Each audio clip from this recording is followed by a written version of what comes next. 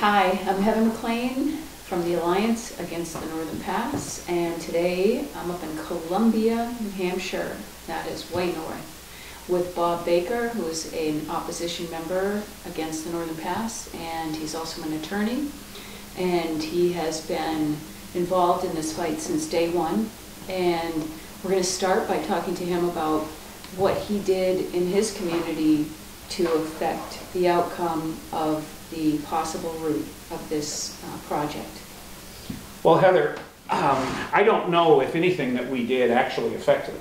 I do know that we, in Columbia, in Colebrook, in Stratford, have all worked very hard to let everyone know who's interested what our feelings were about a high voltage direct current transmission line coming through an area of the state that's never had one before.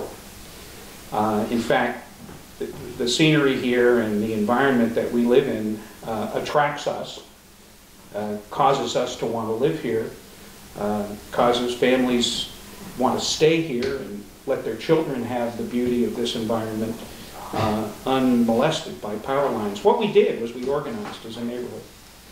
We got together in our local homes and agreed that this transmission line was not just bad for us, it was bad for the state. And we filed pleadings in federal administrative processes to let everybody know how we felt. And we appeared at the scoping hearings that were held in New Hampshire by the DOE initially more than a year ago in the spring of 2011. What's happened as a result of that is Northern Pass has had to rethink what it's doing. And it has tried to create a new transmission corridor through northern New Hampshire that, based on land acquisitions and land interest that they've shown, we think is not going to come into Columbia, Colebrook, or Stratford.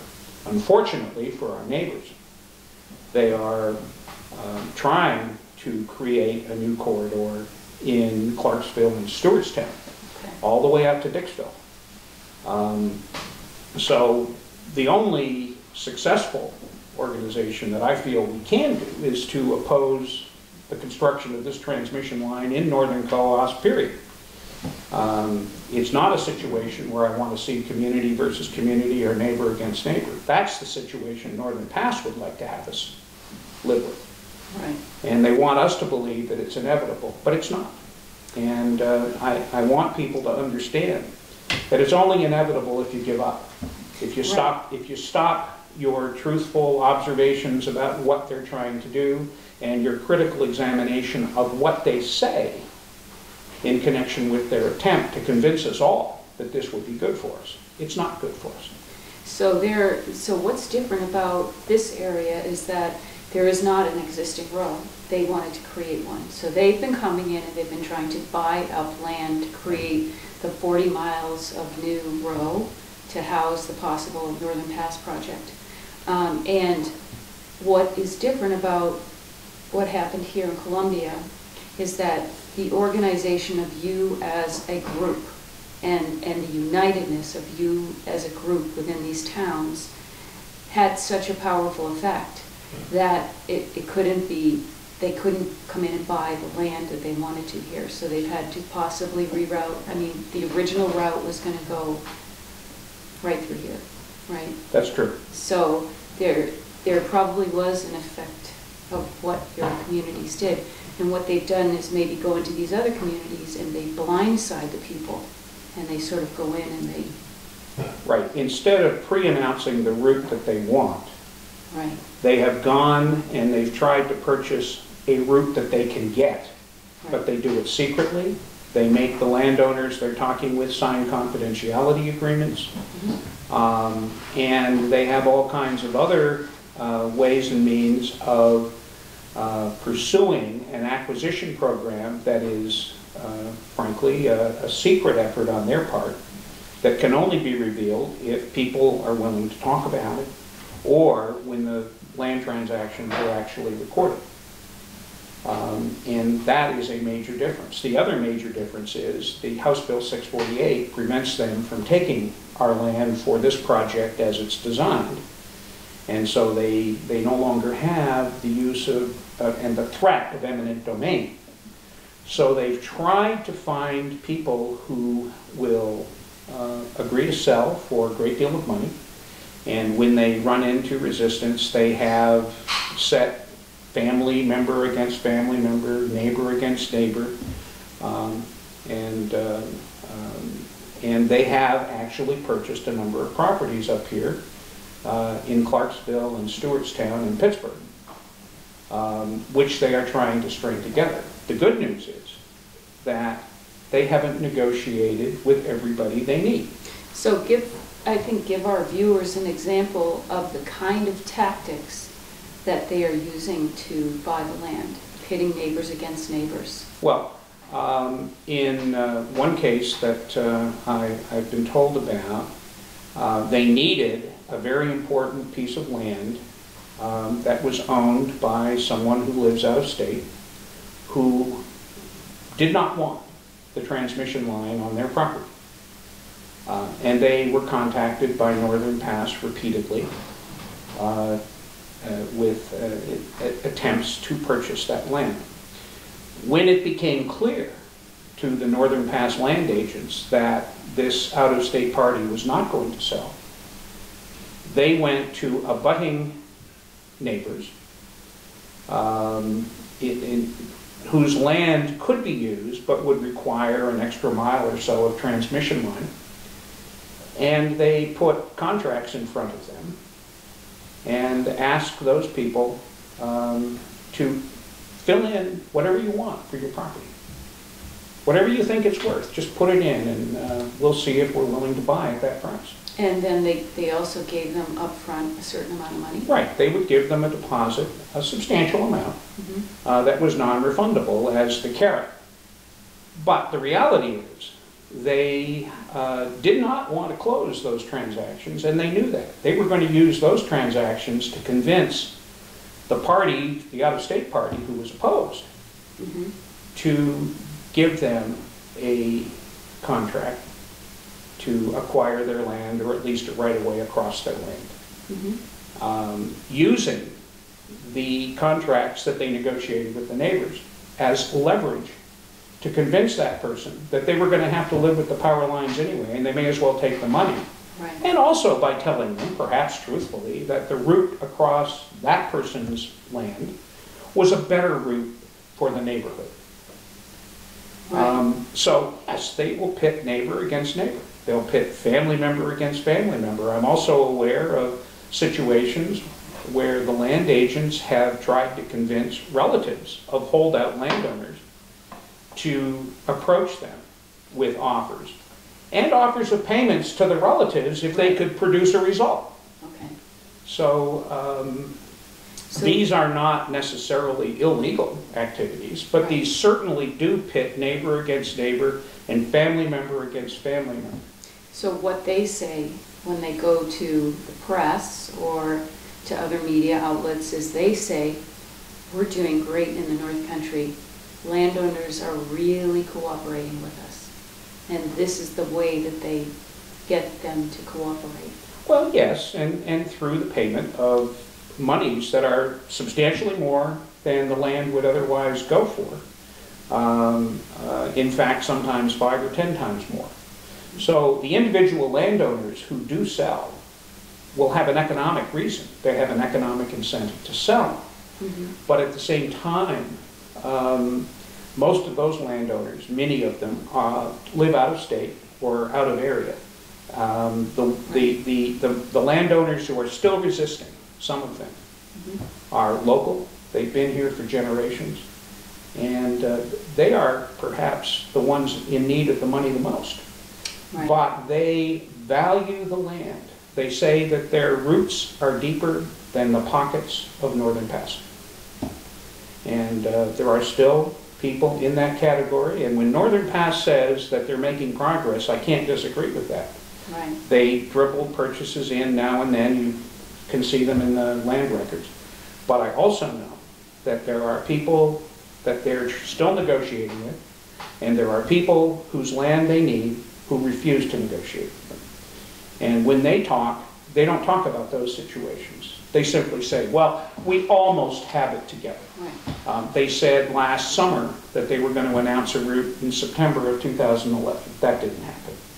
They announced that it would happen in November. That didn't happen. They announced it would be by year end 2011. Right. That didn't happen. Then they said by the end of the first quarter of 2012. At the conference call they had with their investors at the end of the first quarter, they acknowledged that they wouldn't have a route until the third quarter, that they felt they could announce a route.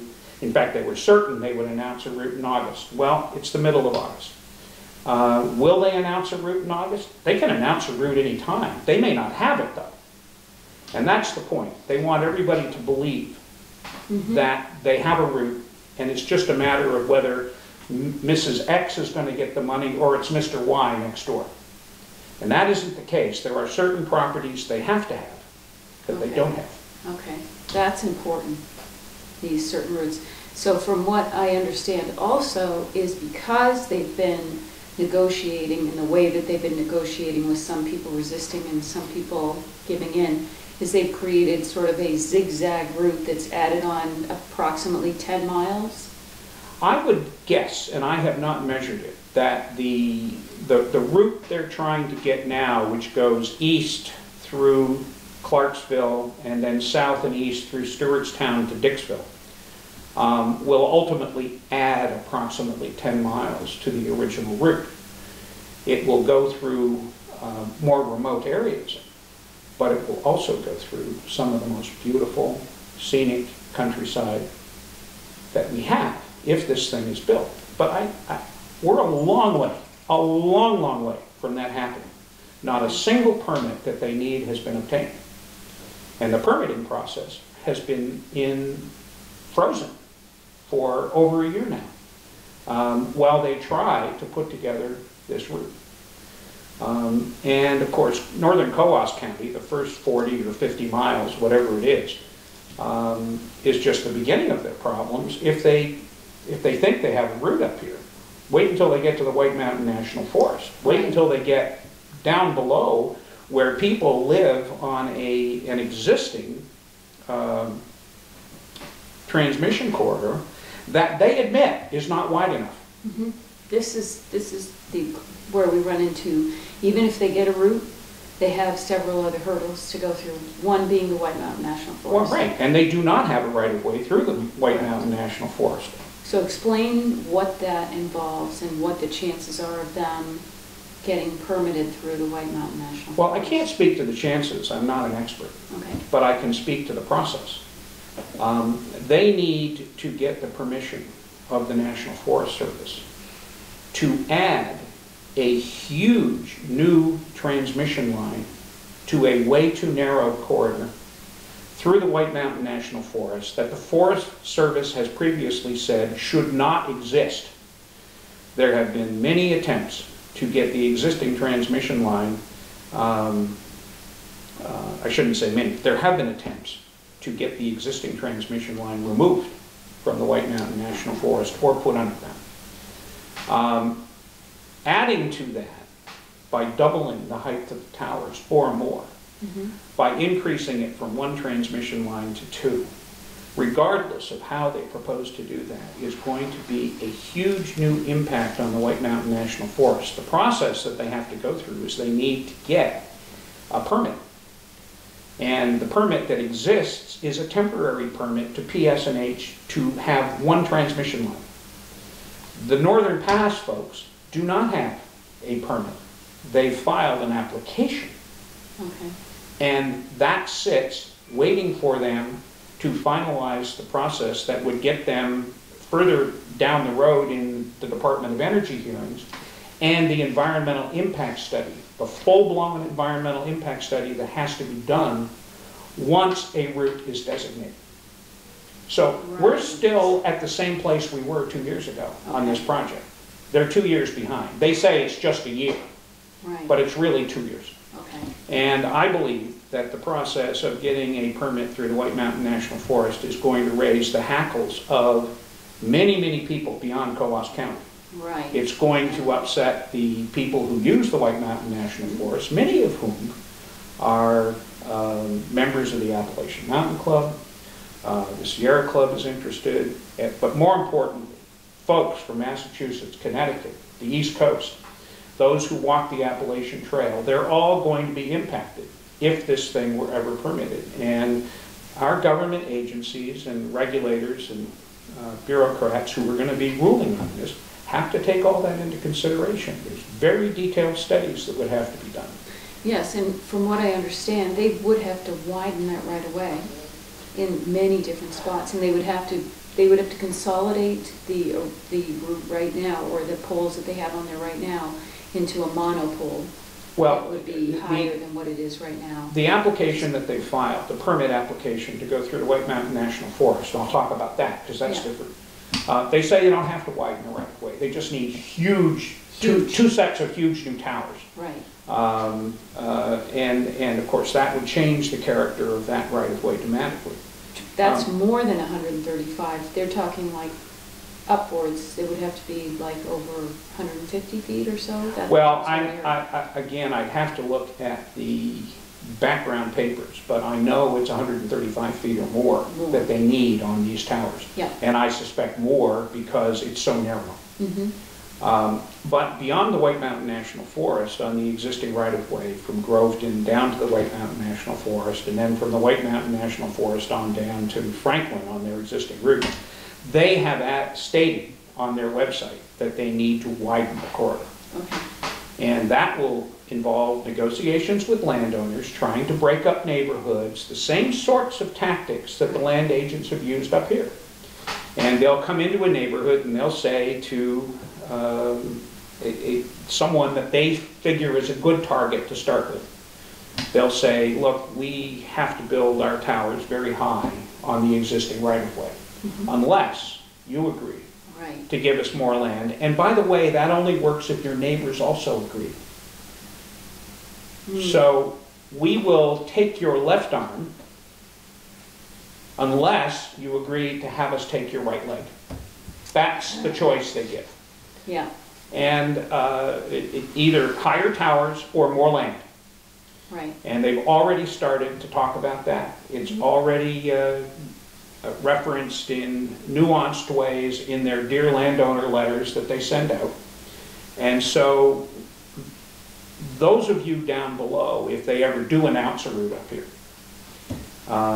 will have to deal with those tactics. And I would suggest it would behoove you, those who are opposed, seriously opposed, to meet in organized community groups and understand all these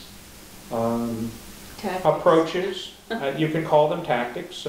Again, I'm not claiming that there's anything illegal about them, but money and leverage is what they're all about.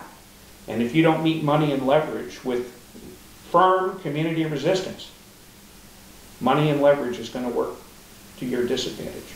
Right. Okay. So that's just part of the problems. And then we were also mentioning the airport issue down in Concord. Right. I'm aware, and I've not studied this, but I'm aware that they are negotiating with landowners in the area of the airport the right to have a right-of-way or expanded passage, because the FAA rules are such that they cannot have the high towers that they would otherwise need to use the existing right-of-way around the Concord Airport. So I know that that's going on. And there are reports from landowners down there that I'm aware of.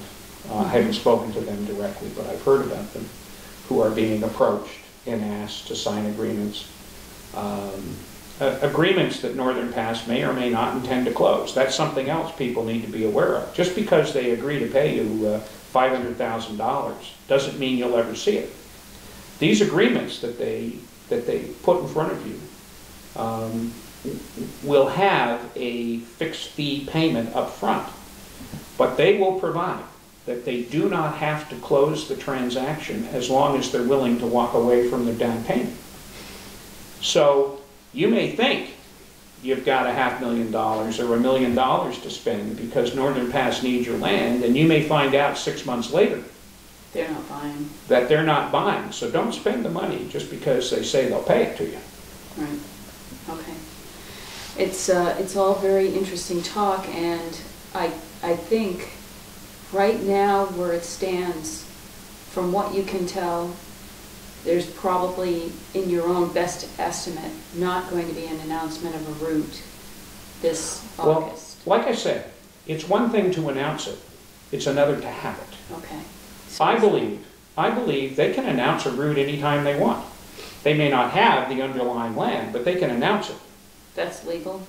Well, it's not legal in the sense that they have the route, but they can say, this is where we're going, Right, okay? And that may intimidate holdouts to sell.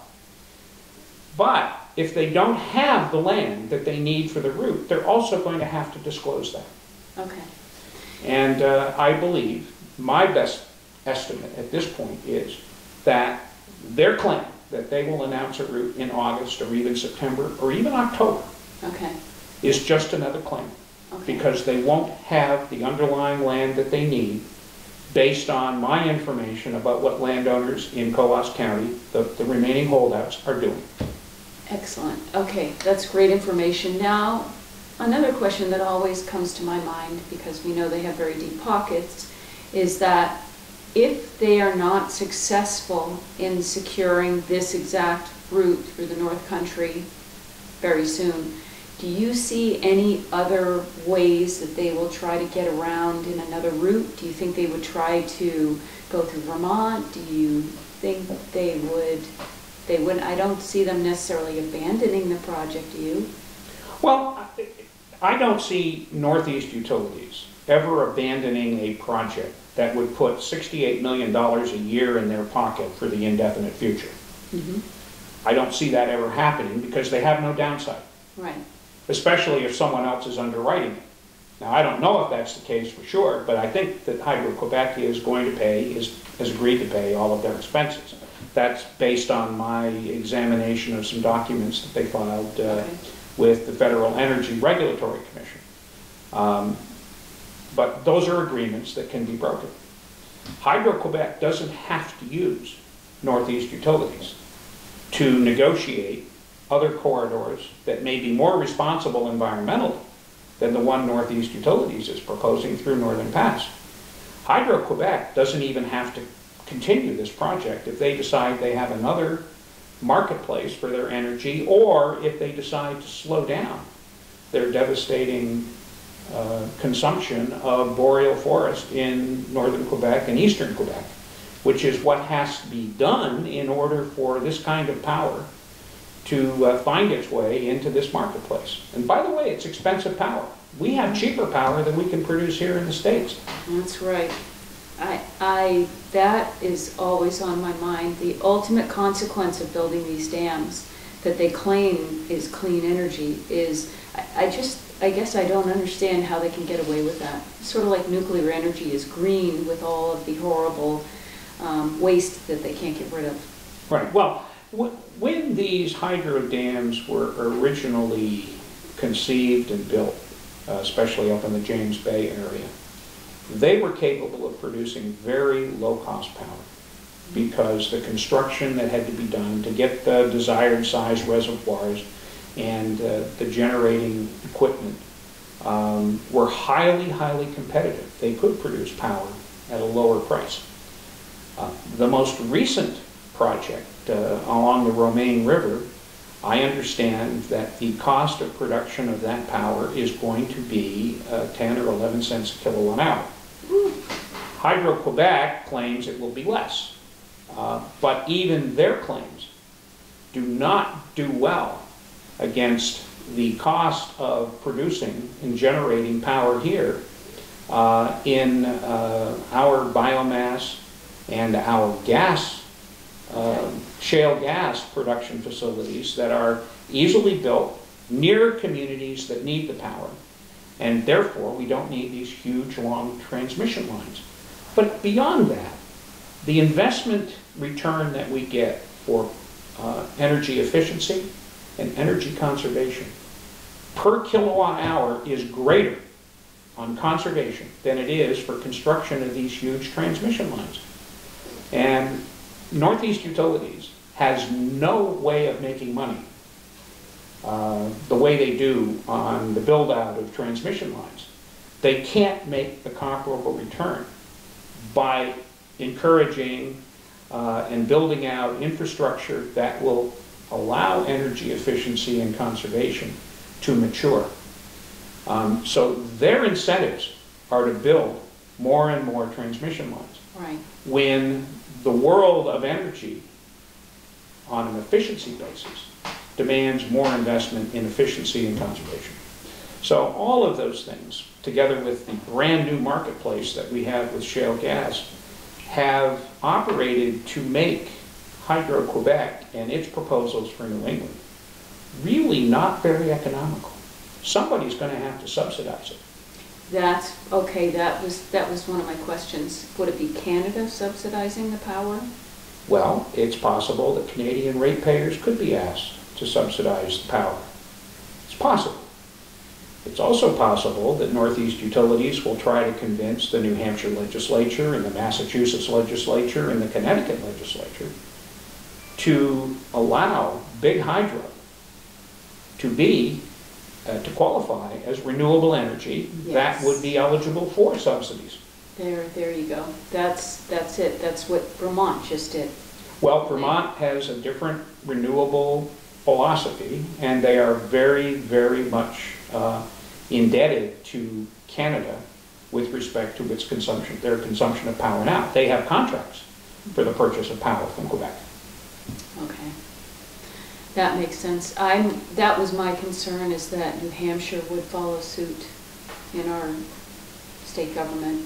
Well, Northeast Utilities is clearly, and the forces that operate in Quebec are going to be putting pressure on our local state legislatures. Yes. To change the renewable standards. I believe that has already occurred. It certainly occurred in Connecticut last year. Mm-hmm. It was beaten back by the power generators organization in Connecticut. And Massachusetts has recently made them promise not to try to get big hydro designated as renewable until 2016. Well, that's an easy promise for them, because this transmission line that they want to build with Northern Pass can't be built, can't be finished, possibly until long after 2016. Okay. Wow. Well, that's all, I think that's all really important information for people to have. And so I was wondering if there was anything else you wanted to sort of bring up and discuss before we close our conversation. Sure. These transmission line projects, and this is an elective one, this is not one necessary to keep the lights on. This is a private transmission project. These projects are going to be something that the utility sponsor, Northeast Utilities, in this case, will not give up on easy. Right. This is a long, long battle. There are permit processes that they have to go through, both federal and state, that will take a couple of years. My belief is that this battle will last a while. Mm-hmm.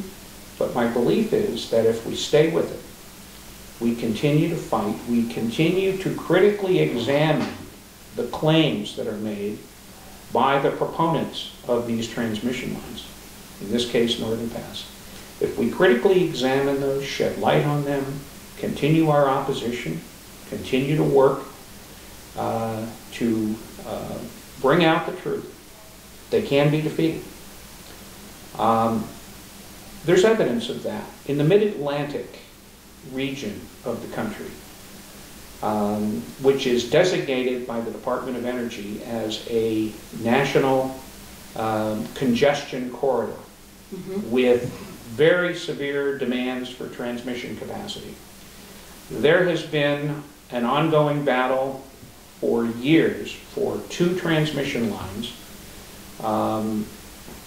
high voltage transmission lines that were going to impact the states of Virginia, Yep. West Virginia, Maryland, Delaware, and both of those heavily contested transmission projects have recently been shelved Right. after years of battle. Okay. The reason they were shelved is because the energy marketplace has changed. The curves of ever-increasing demand upon which these transmission lines were based 5 years ago, 4 years ago, have all changed direction. They're no longer curves showing increased demand. The curve shows that demand has flattened out and in fact is falling. Okay. At the same time, natural gas in the shale deposits in the Northeast and in Ohio have changed the price of natural gas for years and years in the future. Natural gas is far more desirable from a cost basis for the generation of power, and it pollutes less. It's a fossil fuel, but it pollutes substantially less than oil and coal. Have they figured out a safe way to extract it? I haven't studied that. I know there's a lot of controversy about that. The fracking, right? But the existing wells are supplying a tremendous amount of natural gas, and that has changed the price at which power is sold. Okay. And so expensive projects like Northern Pass and the other 2 in the Mid-Atlantic district that have recently been abandoned are no longer as economically attractive as they used to be. And now that's going to become more important as far as these shareholders are concerned when they're looking into investing in these kind of projects. Am I right? Well, ordinarily I would say yes, but here you've got Hydro-Quebec, Okay. a government-owned corporation backing the project. So it's different. And it changes the economics. You're no longer dealing with a free marketplace. You're dealing with one of the largest utility monopolies in the world, controlled by political figures. Right. So you have to understand that the politics and the economics of Northern Pass defy our system in the United States of looking for competitive, Right. free market projects that will survive, and those that are not competitive and free market will fall. In this case, promises have been made by Quebec that Northeast Utilities is anxious to take advantage of. At some point, this project, however, will give Quebec the option of terminating. And if they are thinking in terms of real-world marketplace as opposed to political interest, perhaps they'll terminate. Okay. Well, that is all very enlightening information, and we are so happy to have been able to talk to you today. Well, thanks for coming out.